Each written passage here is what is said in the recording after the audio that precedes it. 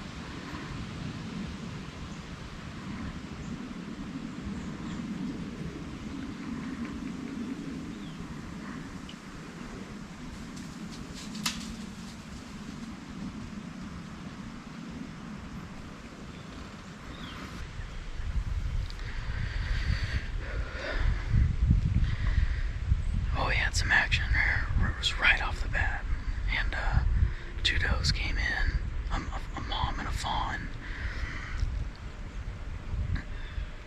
I don't know if you could see it on the GoPro, but she was probably 6 yards from me. That's the first deer I've seen this year. This is only the second time I've been out, but I'm set up between two ponds in a pinch, and it just looks like a classic, like where the deer would funnel through to travel from bedding area to bedding area. And I didn't really have much time sitting here, and I spotted movement, and those does came right in.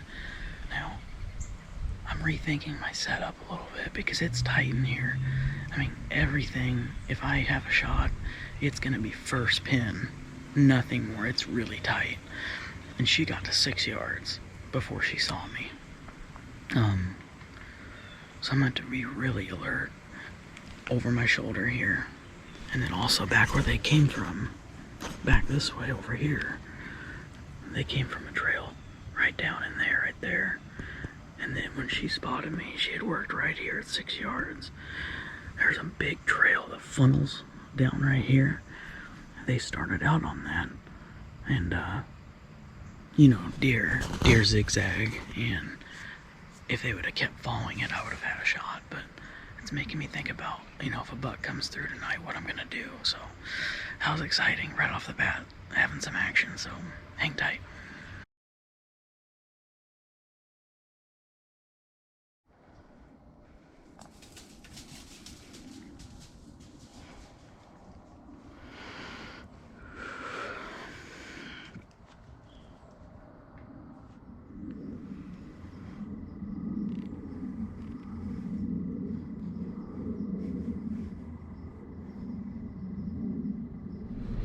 Looks like I've only got like 10% battery left, so I'll make this quick. Hope you can see me all right. I had to kind of rig some lights from my iPhone down here on the dash, and I don't have the best lights here in the car. But anyways, pretty cool hunt I thought tonight, just being on the ground. And I don't know if you could see it too well on the GoPro footage. I'm gonna go back obviously and look at it as I edit, but right off the bat, those two does came in and got within about 6 or 7 yards. And they finally saw me and turned around and took off. But I thought that was a really cool experience. And then it wasn't, you know, too long before the end of shooting hours that little spike buck came in. I got the camera on just in time, so I didn't get any footage of him walking up the trail to me, because by the time I heard him, I turned and looked over my left shoulder, and I mean, that deer was already at 10 yards behind me. And so I just decided, without seeing what was on his head or anything, sorry, there's a car coming by, without seeing if it was a buck or not, I was so worried about getting my release clipped on the D-loop. And so I just decided right then, okay, if this is a buck, I'm just gonna go ahead and shoot and not get it on camera, because I didn't have enough time to jack with the GoPro and everything to get it on. So once I realized, oh, that's just a little spike, I turned around to my iPhone and opened up the GoPro app to turn the GoPro on, just to get something of him, because I knew he's going to see me. He's walking right by me. But I thought that was really cool. They kind of read the script there. My game plan tonight, where I was located, I was on the ground in a pinch between two ponds on this public ground. And I thought the setup was really good, because there's a bedding area just off to the north and then one off to the south. And I thought I would be able to catch these deer traveling back and forth. And you know, if it would have been a buck or a shooter, I mean, the script was there.